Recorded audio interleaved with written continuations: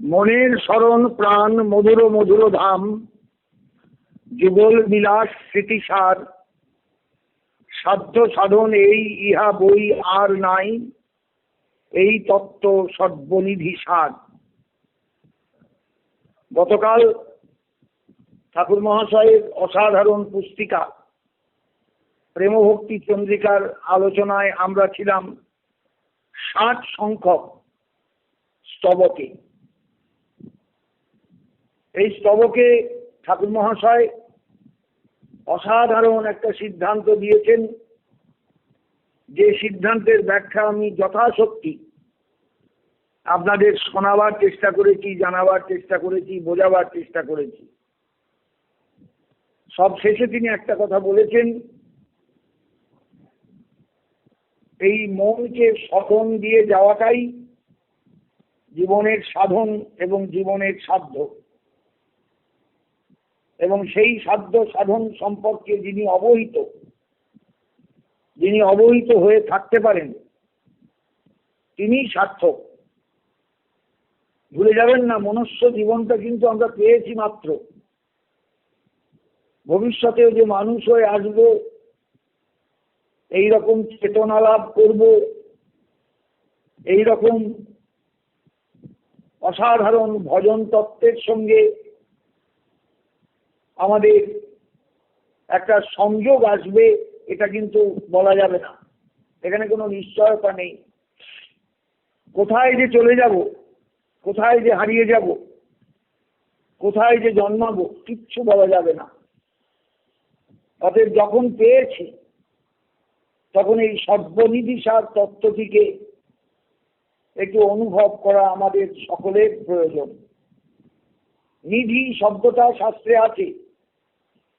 নিধি দুর্লভ বস্তু, পদ্মনিধি, শঙ্খনিধি প্রভৃতি নিধির নাম শাস্ত্রে পাওয়া যায়, যা দুর্লভতম। মানুষ মণিমাণিক্য সংগ্রহ করতে পারে, ভালো রত্ন সংগ্রহ করতে পারে, কিন্তু নিধি তার চেনা জগতের বাহিরে। আর এই তত্ত্বটি হলো মনের স্মরণ প্রাণ মধুর মধুর ধাম, যুগল বিলাস স্মৃতি সার। এই তত্ত্বটি হলো এই সার স্মৃতি, স্মরণের সবচেয়ে শ্রেষ্ঠ স্মরণ।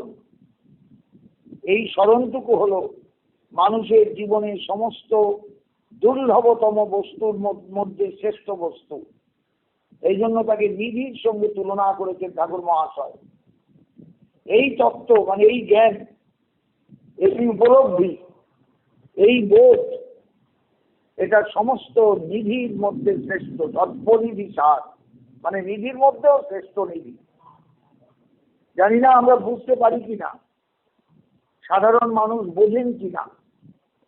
প্রেম ভক্তি চন্দ্রিকায় ঠাকুর মহাশয়ের কথা বলতে বলতে এমন সুউচ্চ স্তরে চলে গিয়েছেন, এমন সুউচ্চ ভাবনার রাজ্যে চলে গিয়েছেন এক এক জায়গায়, যেখানে সত্যি তাকে ধরা দুষ্কর, খুব কষ্টসাধ্য। তথাপি আমি আমার গুরু কৃপাকে সম্বল করে আমি চেষ্টা করে চলেছি যাতে এই অসাধারণ পুস্তিকার অসাধারণ কথাগুলি একটু জনমানসে ছড়ায়, জনমানসে ব্যাপ্তি লাভ করে। যারা প্রেম ভক্তি চন্দ্রিকাকে শুধু দৈনিক পড়ে যান, সবাইকে বুঝতে পারেন তা আমার মনে হয় না।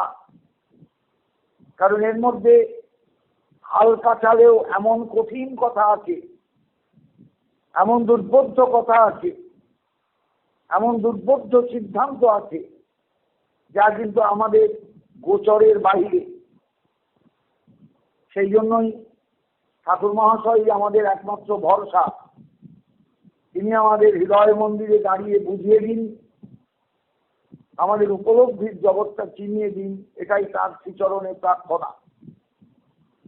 এইবার ঠাকুর মহাশয় যে স্তবক দু একটি লিখেছেন, মূল বক্তব্যই হলো যে তত্ত্বকে তিনি সর্বনিধি সার বললেন, সেই স্মরণ, যা দিয়ে মনকে বাঁচিয়ে রাখতে হবে, মনকে সতেজ রাখতে হবে, মনকে সব সময়ের জন্য উন্নত স্তরে নিয়ে যেতে হবে। সেই স্মরণের বস্তুর মধ্যে প্রথম বস্তু হলেন শৃঙ্গার ও রসরাজ ও ময়মূর্তিধর শ্রী গোবিন্দ। তিনি কেমন দেখতে আমি আগেই আপনাদের কাছে বলেছি।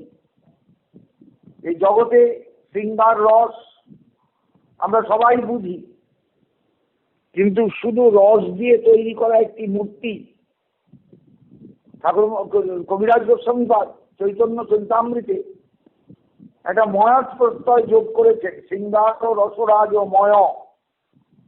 ময়াত প্রত্যয়টা দুটো অর্থে হয়, এক হলো ব্যক্তি অর্থে আর এক হলো বিকার অর্থে। বিকার অর্থে ময়ত যেমন হিরণময় কুণ্ডল, সোনা দিয়ে তৈরি করা কানের দুল, সোনা বিকৃত হয়ে পরিবর্তিত হয়ে একটা কর্ণভূষণে পরিণত হয়েছে, এটা হলো ময়ত বিকার অর্থে। আর বললাম জলময় ভূমি, সমস্ত ভূমিটাই জলে মগ্ন, এই ময়ত প্রত্যয়টা ব্যক্তি অর্থে।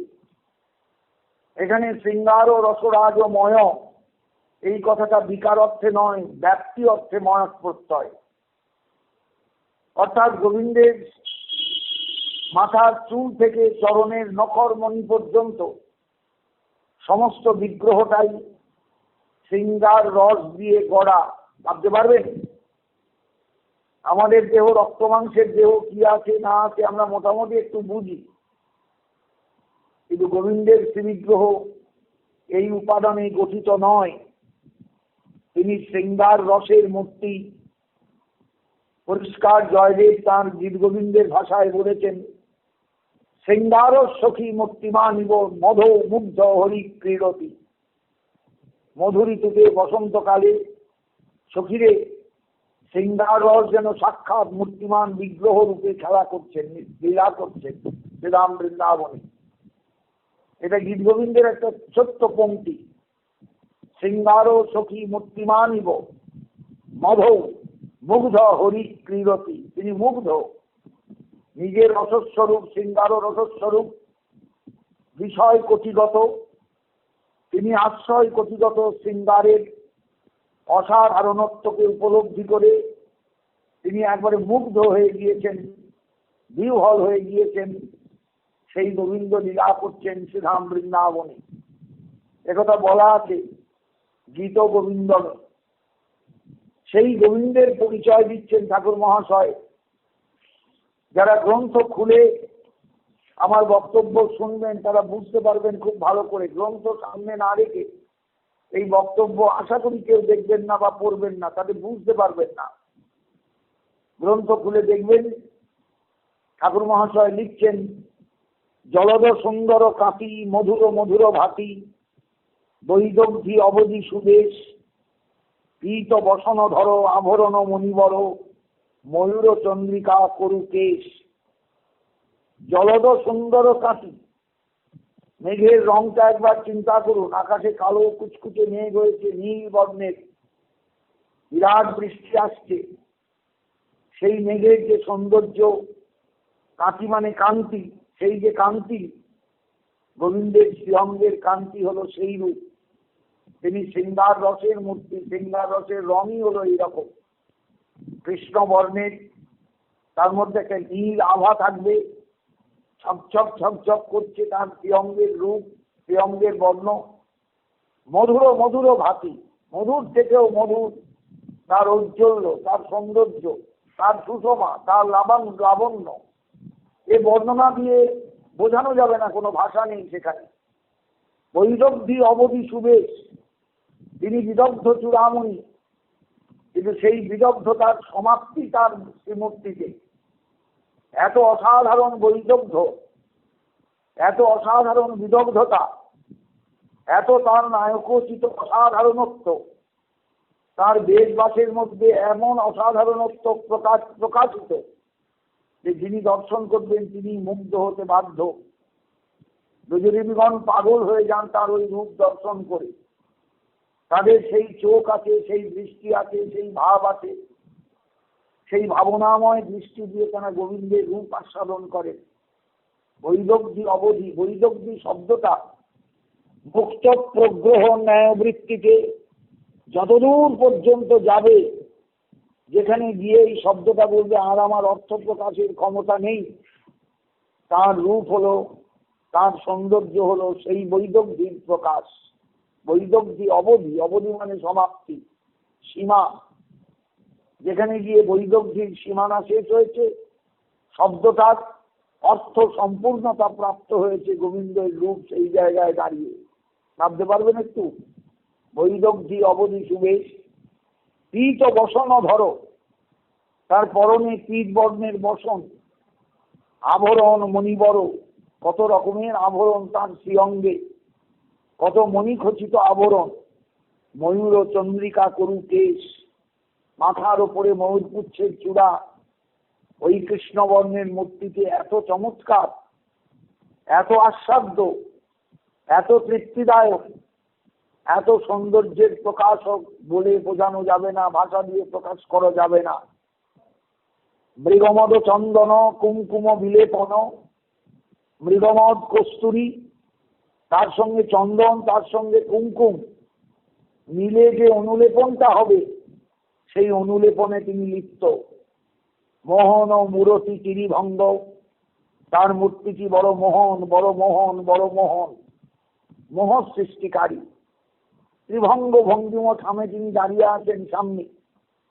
নবীন কুসুমা বলি শ্রীঅঙ্গে শোভয়ে ভালি, নবীন কুসুমের মালায় তিনি সুসজ্জিত, নবীন কুসুম দিয়ে তিনি সজ্জিত, ফুলগুলো টাটকা ফুল, গন্ধযুক্ত পুষ্প, সেই পুষ্পের শোভায় তিনি শোভিত।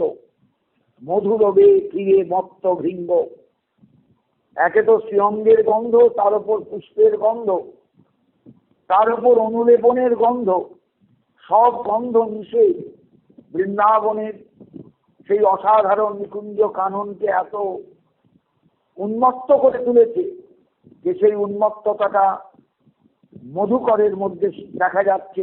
মধুকর পাগলের মতন ছুটে এসে চারদিকে গুনগুন করছে। মনে পড়ে যায় বীরহাম্বীরের একটা বিখ্যাত পদ, সেই পদে বীরহাম্বীর লিখছেন, বীরহাম্বীর মধ্যযুগের একজন ট্রাইবাল রাজা ছিলেন মল্লভূমে। সেই বীরহাম্বীর পরবর্তীকালে আচার্য শ্রীনিবাসের কাছে দীক্ষিত হন এবং দীক্ষার পরবর্তীকালে বীরহাম্বীরের জীবনে অনেক পরিবর্তন আসে। তার সেই আগের আচরণ থেকে তিনি 100 ডিগ্রি ঘুরে যান, এক পরম ভক্ত বৈষ্ণবে পরিণত হন।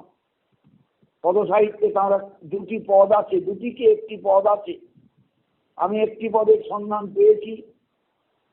পদটি আমার কাছে বড় ভালো লাগে, আমি পদটি শোনাচ্ছি, তার লোভ সামলাতে পারছি না। প্রভু মোর শ্রীনিবাস পুরাইলা মনের আস, চপদে কি বলিব আর, আছিনু বিষয় কীট বড়ই লাগিত মিট, ঘোচাইলা রাজ অহংকার, করিতু গরল পান, সেভেল দাহিন বাম, দেখাইলা অনিয়ার ধার, পিব পিব করে মন কবু হয় চেতন, এমতি তোমার ব্যবহার। রাধা পদ সুধা রাশি, সে পদে করিলা দাসী, গোড়া পদে বাঁধি বিলাচিত, শ্রীরাধা রমন সহ দেখাইলা কুঞ্জ গৃহ, জানাইলা দুহুক চরিত। ভাবুন একবার, একজন ট্রাইবাল রাজা লিখছেন বৈষ্ণব ধর্মে দীক্ষিত হওয়ার পর গুরু কৃপায়, কি অসাধারণ পদ। কালিন্দীর কুলে যাই সখী সঙ্গে ধাওয়া ধাই, রাজ কানু বিহরই সুখে, এবির হাম্বির হিয়া ব্রজভূমি সদা ধেয়া, যাহা ওলি উড়ে লাখে লাখে, মধুগন্ধে মধুলোভে ফিরে মত্ত ভৃঙ্গ। ঠাকুর মহাশয় কথাটার সঙ্গে বীরহাম্বীরের পদের শেষ অংশটুকু বড় মিল। কালিন্দীর কুলে যাই সখী সঙ্গে ধাওয়া ধাই, রাই কানু বিহরই সুখে, এবির হাম্বির হিয়া ব্রজভূমি সদা ধেয়া, যাহা হলি উড়ে লাখে লাখে, মধুলোভে ফিরে মত্ত ভৃঙ্গ। ভৃঙ্গ চারদিকে ঘুরে বেড়াচ্ছে, মন্দে মাতোয়ারা তারা। ঈষৎ মধুর স্মিত বৈদগ্ধি লীলামৃত, অধরে গোবিন্দের বড় মিষ্টি হাসি, সেই হাসিটার মধ্যেও বৈদগ্ধি প্রকাশিত হয়েছে। এবং শুধু বৈদগ্ধি নয়, লীলামৃত, তার সঙ্গে বৈদগ্ধির সঙ্গে লীলামৃত, অসাধারণ লীলাময় ভঙ্গিতে বৈদগ্ধ প্রকাশ করে, বৈদগ্ধি প্রকাশ করে মদন গোপাল তিনি সমস্ত সখী মঞ্জরীর দিকে তাকাচ্ছেন। দুর্ধল ব্রজবধূ বৃন্দ, সেই দৃষ্টি সম্পর্কে সমস্ত ব্রজবধূগণ মধুকরের মতন লুব্ধ হয়ে আছেন তার দিকে তাকিয়ে। যদি কিছু আস্বাদন পাওয়া যায়, যদি কিছু আনন্দ পাওয়া যায়, যদি কিছু অসাধারণত্ব কিছু মেলে, সেই লোভে তাকিয়ে আছেন।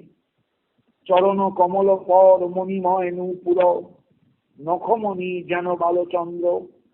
চরণ কমলের ওপর, চরণের ওপর মণিময় নূপুর শোভা পাচ্ছে তার, আর চরণের নখগুলো নখমণি যেন বালচন্দ্র। চাঁদ যেন ওই চরণকে আশ্রয় করে প্রত্যেকটি নখর মণির মধ্যে শোভিত হয়ে জানিয়ে দিচ্ছে জগতের কাছে, ওগো আমি এমন জায়গা পেয়েছি, এমন আশ্রয় স্থান পেয়েছি, যে স্থান আমার ছাড়তে ইচ্ছা করছে না, এই চরণই আমার আশ্রয়। নূপুর মুরলী ধ্বনি কুলবধূ মরালিনী, শুনিয়া রহিতে নারে ঘরে। এই নূপুরের মুরলীর ধ্বনি শুনে, নূপুরের ধ্বনি এবং তার সঙ্গে গোবিন্দের মুরলীর ধ্বনি শুনে কুলবধূগণ মরালিনীর মতন ছুটে আসেন। নদীর পুকুরের মধ্যে জলাশয়ে গেলে মরালের পেছনে যেমন মরালিনী ছুটে চলে তাকে কাছে পাওয়ার জন্য, তেমনি বৃন্দাবনের সমস্ত ব্রজরেণীগণ কুলবধূ তারা মরালিনীর মতন ছুটে আসেন তার কাছে। শুনিয়া রহিতে নারে ঘরে, কিছুতেই ঘরে থাকতে পারেন না, তাদের চিত্তবৃত্তি উতলা হয়ে যায়, চেতনা বিলুপ্ত হয়, সংসার হারিয়ে যায়, স্বামী সংসার সবকিছুকে ভুলে তারা ছুটে আসেন নিকুঞ্জ কাননের উদ্দেশ্যে, রাধারানীকে পাওয়ার জন্য, এবং শুধু রাধারানীকে নয়, যুগলকে পাওয়ার জন্য। যে যেখানে আছেন, হৃদয়ে বারয়ে রতি যেন মিলে প্রতিশতি, কুলের ধর্ম গেল দূরে। অসাধারণ বক্তব্য রেখে ঠাকুর মহাশয় জানিয়ে দিলেন ব্রজের পরকীয়া ভাবে রসের উল্লাসের কথা। কবিরাজ গোস্বামীপাদ চৈতন্য চৈতামৃতে একটা কথা লিখেছেন, যারা চৈতন্য চৈতামৃত পড়েছেন তারা নিশ্চয়ই দেখতে পাবেন, পরকীয়া ভাবে অতি রসের উল্লাস, ব্রজ বিনা ইহার অন্যত্র নাহি বাস। প্রসঙ্গ এসে গেছে তাই না বলে পারছি না। বৃন্দাবন লীলাটা দাঁড়িয়ে আছে সম্পূর্ণ পরকীয়া ভাবের উপর। আমি আগেও বলেছি আপনাদের কাছে প্রসঙ্গ ধরে যে পরকীয়া প্রেমটা কিন্তু জগতের সর্বত্র নিন্দনীয়। রূপ গোস্বামীপাদ অলঙ্কার শাস্ত্র প্রণয়ন করতে গিয়ে উজ্জ্বল নীলমণি রচনার সময়ে ভরতের নাট্যশাস্ত্রের একটা উদ্ধৃতি সেখানে রেখেছেন, এষ্ঠা যদঙ্গিনী রসে কবিভিক পরোরা তৎ গোকুল অম্বুজ দৃশাম কুলমন্তরেণ। গোকুল অম্বুজ দৃশাম, বৃন্দাবনের ব্রজবালাগণ তারা গোকুলের অম্বুজ দৃষ্টি, গোকুলের পদ্মনেত্রা, গোকুলের তারা শোভা, গোকুলের তারা নারী, সেই ব্রজদেবীগণই একমাত্র কিন্তু পরকীয়া ভাবে ভজন করে থাকেন, স্মরণ করে থাকেন গোবিন্দকে, কারণ তারা বিবাহিত বলে নিজেদের একটা ধারণা। এই বিবাহটা যখনই তারা মনে মনে ভাবে আর গোবিন্দকে দূর থেকে নিজেদের পতি বলে যখন ছুটে যান তার কাছে, তখন তারা তো পরকীয়া নায়িকা।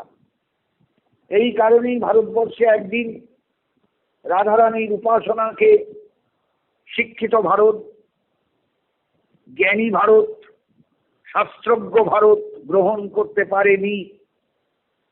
এই জন্য মহাপ্রভুর আবির্ভাবের অনেক আগে ইতিহাস যদি আমরা একটু ঘাঁটি, প্রত্যেকেই বুঝতে পারবো যে রাধারানীর কোনো স্থান গোবিন্দের বাম ভাগে ছিল না। বৃন্দাবনে অনেক গোবিন্দ মূর্তির প্রতিষ্ঠা হয়েছিল। শ্রীকৃষ্ণের প্রপৌত্র বজ্র অনেকগুলি মূর্তি প্রতিষ্ঠা করেছিলেন এক সময়, সবই একক কৃষ্ণের মূর্তি। ভারতবর্ষে 500 বছর আগে কোথাও এই যুগলের কোনো মূর্তি ছিল না। রাধারানী অনুপস্থিত ছিলেন সর্বত্র, শুধু কৃষ্ণ মূর্তি। কারণ ভারতবর্ষ এই রাধা তত্ত্বকে, রাধারানীকে বুঝে উঠতে পারেনি। পরকীয়া নায়িকা বলে তাকে ঘৃণা করেছে, উপেক্ষা করেছে, তার উপাস্যত্বকে মেনে নেয়নি। এই ছিল ভারতবর্ষের অবস্থান। কিন্তু তার সেই ভারতবর্ষ জানতো না, বিশেষ করে উত্তর ভারত জানতো না যে দক্ষিণ ভারতের গিরিকন্দরে কন্দরে একদল ভক্তের অন্তরে রাধারানীর ভাব, ব্রজদেবীগণের ভাব অন্তরে নিয়ে একদল সাধক কৃষ্ণ উপাসনায় রত। এটা জানতো না, কারণ আজকের মতন যোগাযোগ ব্যবস্থা সেদিন ছিল না। আজ থেকে পিছিয়ে যান 700, 800, 1000 বছর আগে। দক্ষিণ ভারতের কে কোথায় কি ভজনে রত, সেই জানার ক্ষমতা, সেই উপলব্ধির ক্ষমতা সারা ভারতের কারুরই ছিল না। যোগাযোগ ব্যবস্থাই তো সেরকম নয়। অতএব এই সাধকগণের ভজন প্রক্রিয়া লোকচক্ষুর আড়ালেই সংগঠিত হতো সেদিন। নিত্যানন্দ প্রভু সংসার আশ্রম থেকে বেরিয়ে 12 বছর বয়সে এক সন্ন্যাসীর সঙ্গে রাস্তায় বেরিয়ে বক্রেশ্বর পর্যন্ত এসে তারপরেই তার সঙ্গ ছাড়া হয়ে যান। এরপরে 32 বছর পর্যন্ত নিতাই চাঁদ সারা ভারতবর্ষ ঘুরে বেরিয়েছিলেন একক, একা একা একা। তিনি একাই ঘুরেছেন। আর এই একা চলার পথে কত অভিজ্ঞতা যে তিনি সংগ্রহ করেছিলেন তার কোনো ইয়ত্তা নেই। আমরা তার আচরণে অভিজ্ঞ একটি মানুষকে পাই, যিনি শাস্ত্রজ্ঞানী, যিনি লোকচরিত্র বোঝেন, লোকচরিত্র দর্শনে অত্যন্ত পটু, যিনি সমাজকে বোঝেন, সমাজের ভালো কি করে হবে এটা যার বুদ্ধিতে চেতনায় ধরা পড়েছিল, সেই নিত্যানন্দকে আমরা পেলাম। নবদ্বীপে যে নিত্যানন্দ এলেন, তিনি বাহিরে উন্মাদের ভাব করলেও ভেতরে কিন্তু উন্মাদ ছিলেন না। অত্যন্ত সচেতন পুরুষ ছিলেন, অত্যন্ত সচেতন। এই পুরুষটি সঙ্গী হয়ে বিশ্বম্ভর মিশ্রকে সংসার ছাড়িয়ে গেরুয়া বসন পরিয়ে নীলাচলে নিয়ে গিয়ে চলার পথে নিজের জীবনের অভিজ্ঞতা শুনিয়েছিলেন। নিত্যানন্দ যে অভিজ্ঞতা শুনিয়েছিলেন বা অভিজ্ঞতার গল্প শুনিয়েছিলেন বিশ্বম্ভর মিশ্রকে, পরবর্তীকালে শ্রীকৃষ্ণ চৈতন্যকে, সেই কাহিনী কিন্তু রোমহর্ষক। নিশ্চয়ই তার মধ্যে ছিল দক্ষিণ ভারতের আরবার সম্প্রদায়ের ভজনের কাহিনী। সেই ভজন পরকীয়া ভাবের সাধন, অর্থাৎ পুরুষ কি নারী কি, দক্ষিণ ভারতের এই সাধক বর্গ ভাবের জগতে ডুব দিয়ে নিজেদের বাহ্যিক সত্তাকে ভুলে আন্তর সত্তা নিয়ে তারা পড়ে থাকত। সেই অন্তর সত্তাটা ছিল বৃন্দাবনের ব্রজদেবীগণের ভাবনার জগৎ, এবং এই জগতেই তারা বিচরণ করত, এই জগতেই তারা বেঁচে ছিল, এই জগৎকেই তারা আঁকড়িয়ে ধরেছিল। তাদের স্মরণে, মননে, চিন্তনে, ভাবনায় বৃন্দাবন বিহারী ছিলেন তাদের একান্ত সেবার মূর্তি। পরকীয়া ভাবকে অন্তরে নিয়ে তারা ভজন করত গোবিন্দের। এই জন্য পরকীয়া ভাবটা জগতে সর্বত্র নিন্দনীয় হলেও বৃন্দাবনে নিন্দনীয় নয়। কারণ বৃন্দাবনে এরা কেউই কিন্তু পরকীয়া নয়, সবাই স্বকীয়া। তাহলে পরকীয়া ভাবটা কেন? না শুধু দুর্লভ করে তুলবার জন্য, শুধু দুর্লভ করে তুলবার জন্য, শুধু দুর্লভ রূপে তাকে ভাববার জন্য, ভাবার জন্য।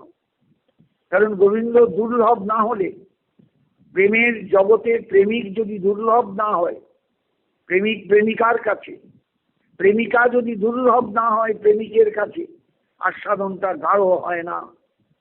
এটা স্বকীয়া প্রেমের জগৎ নয়, এটা পরকীয়া প্রেমের জগৎ। তাই তাকে দুর্লভ হতে হবে। এই দুর্লভত্বটা ভূগোলের দূরত্বের দুর্লভত্ব নয়, এই দূরত্বটা ভাবের জগতের দুর্লভত্ব।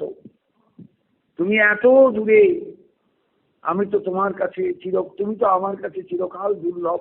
আমি তো কোনোদিন তোমায় পাবো না, আমি তো কোনোদিন তোমাকে ধরা ছোঁয়ার মধ্যে পাবো না।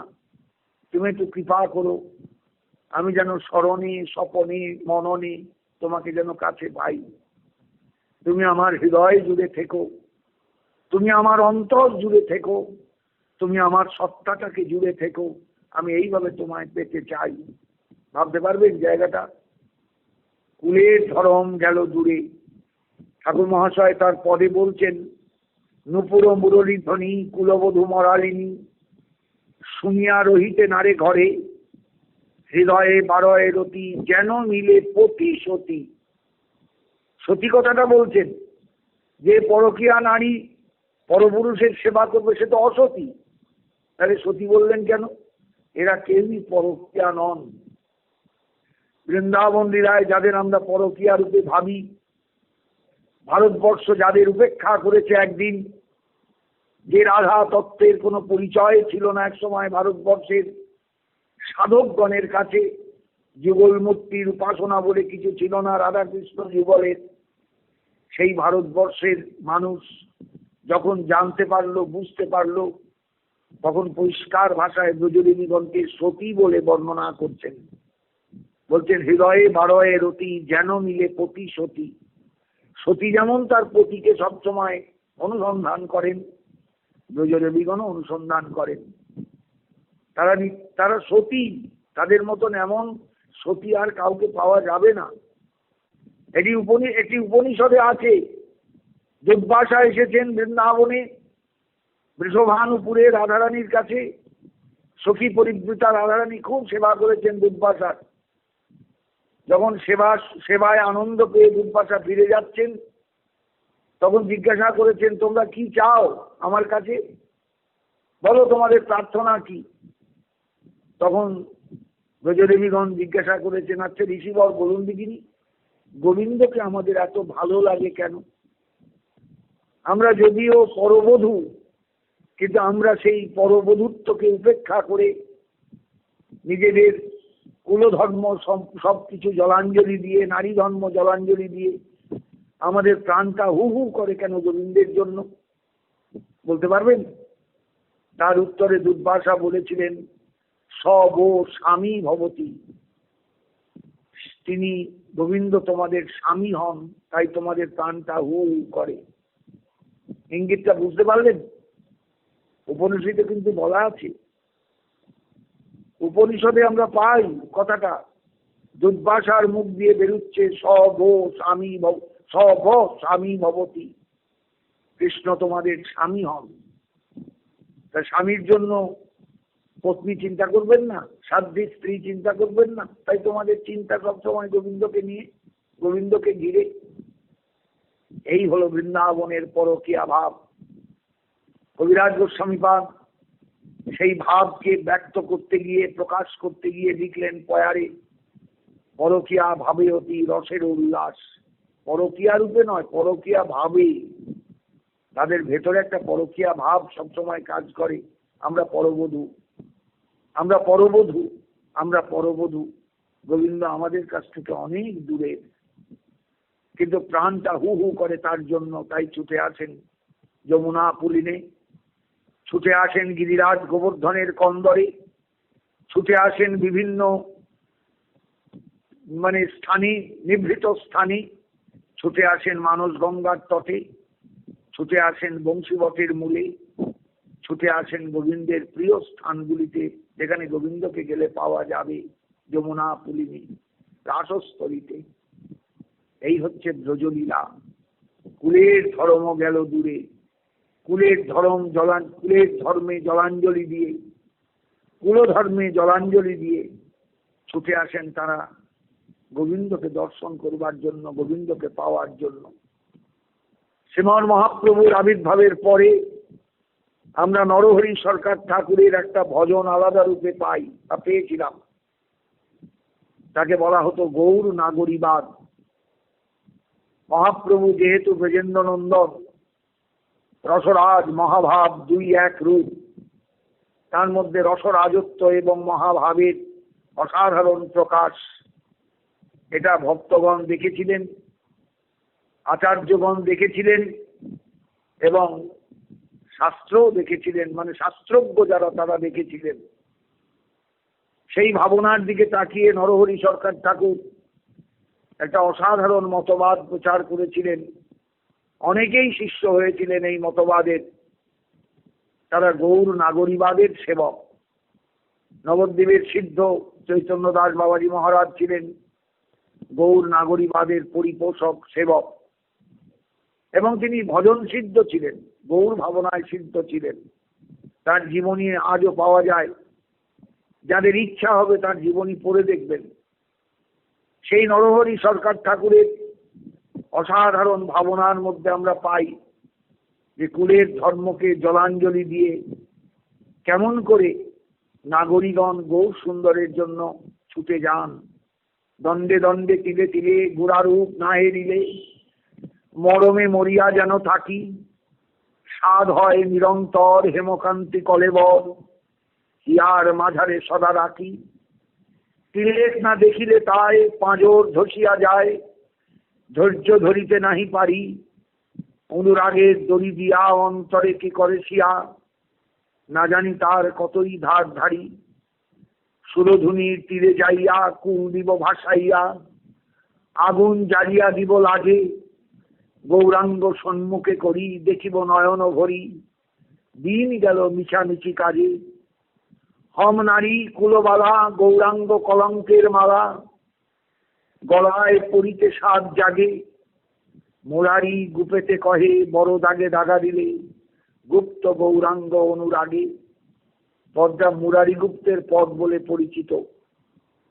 যে মুরারি গুপ্ত হনুমানের প্রকাশ বলে বৈষ্ণব জগৎ জানেন, যে হনুমানের অসাধারণ দাস্য ভক্তির কথা ঠাকুর মহাশয় এক জায়গায় বলেছেন, সেনাথে জানকী নাথে অবেদব পরমাত্মনি, তথাপি মম সর্বস্বং রাম কমল লোচন। সেই হনুমানের বিগ্রহ বা হনুমানের প্রকাশ বিগ্রহ গৌর লীলায় মুরারি গুপ্তের পদ গৌর নাগরী ভাবের ওপর দাঁড়িয়ে। ভাবতে পারবেন মহাপ্রভু কিন্তু এইভাবে একদল ভক্তকে এক সময় আকর্ষণ করেছিলেন, নাগরী ভাবে ভজনের আকর্ষণ, নাগরী ভাবে ডুবে যাওয়ার আকর্ষণ। সুরধুনির তীরে যাইয়া কুল দিব ভাসাইয়া, আগুন জ্বালিয়া দিব লাগে। গৌরাঙ্গ সম্মুখে করি দেখিব নয়ন ভরি, দিন গেল মিছামিছি কাজে। বুঝতে পারছেন বিষয়টা? ঠাকুর মহাশয় যখন লিখছেন তখনও কিন্তু গৌর নাগরীবাদ বাংলায় প্রচারিত হচ্ছে। নরহরি সরকার ঠাকুর গৌরহরির শ্রীমূর্তি রচনা করে তৈরি করে বুকে নিয়ে শুয়ে থাকতেন। সেই বিগ্রহ আজও শ্রীখণ্ডে পূজিত হন। নরহরি সরকার ঠাকুরের পরে তার ভ্রাতুষ্পুত্র রঘুনন্দন আচার্য শ্রীনিবাসের নেতৃত্বে যিনি চলতেন, তাকে মানতেন অসম্ভব, এবারে গুরুর মতন শ্রদ্ধা করতেন। সেই রঘুনন্দন ঠাকুর তিনিও নাগরীবাদের প্রচারক ছিলেন। রাঢ় অঞ্চলে, বাংলার রাঢ় অঞ্চলে শ্রীখণ্ডকে কেন্দ্র করে বেশ অনেকখানি জায়গা জুড়ে এক সময় গৌর নাগরীবাদের অসাধারণ ব্যাপ্তি ঘটেছিল। এটা ইতিহাস তার বড় প্রমাণ। তাই বৃন্দাবন লীলায় ঠাকুর মহাশয় লিখছেন, কুলের ধর্ম গেল দূরে। কুলের ধর্ম তো দূরে যাবেই, কারণ যারা ছুটে আসছেন মরালিনীর মতন মরালের কাছে আসবার জন্য যারা ব্যাকুল, তাদের তো কুলের দিকে তাকালে চলবে না। ওই বাঁধনকে ভেঙে দিয়ে তাদের আসতে হবে। আমি একদিন এই আলোচনায় নির্ঝরের সপ্তমভঙ্গের কথা বলেছিলাম। যারা প্রতিদিন শুনে আসছেন তারা আশা করি রবীন্দ্রনাথের কবিতাটা মনে করবেন, আশা করি তাদের মনে পড়বে যে নদী আসছে পাহাড় ভেঙে, একবারে পাহাড়ের মাথার ওপর থেকে হিমবাহ গলে নদী নামছে। এবার কখনো যদি আটকায়, ভাঙ ভাঙ ভাঙ কারাগাতে আঘাত কর, সে সেই কারাগার ভেঙে ছুটে নামতে চায়, পৃথিবীর মাটি স্পর্শ করতে চায়, নিচে আসতে চায়, সাগরের আহ্বানে সাড়া দিতে চায়। বিষয়টা বুঝতে পারছেন?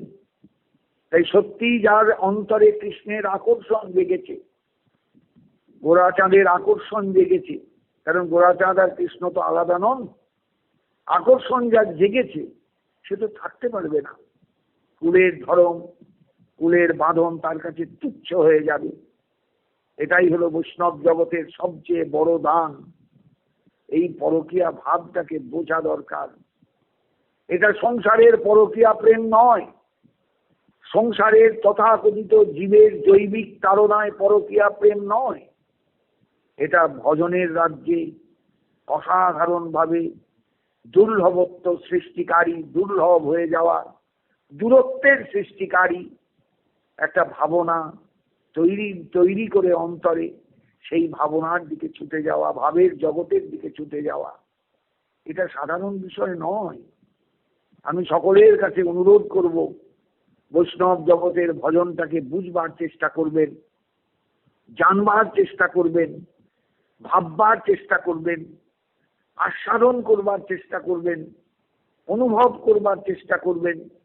না বুঝলে বারবার জানবার চেষ্টা করবেন, বুঝলে ভালো করে ভাববেন, ভালো করে ভাববেন, ভালো করে ভাববেন, তবে বুঝতে পারবেন এই জগতের আস্বাদনটা কোন জায়গায়।